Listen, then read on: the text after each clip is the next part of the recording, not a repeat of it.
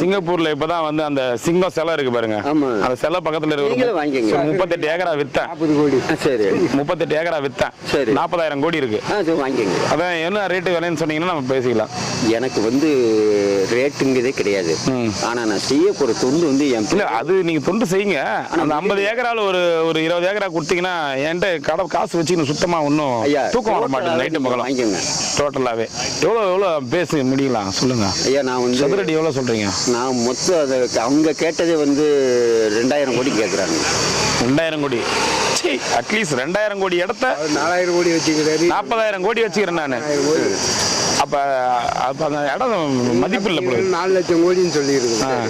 வெறும் 2000 கோடி கொடுக்குற இடத்த வந்து வாங்குறது எனக்கு அசிங்கம். சரிங்க. நீங்க வேற இடத்துல வித்துருங்க. சரிங்க. என்ன சரி, நான் 40,000 கோடிக்கு பாத்துனுக்கிறேன். சரிங்க. எதனா இருந்தா சொல்லுங்க. சொல்றீங்க. என்ன சொல்லுங்க. உங்க தாத்தா வேற எதனா பக்கம்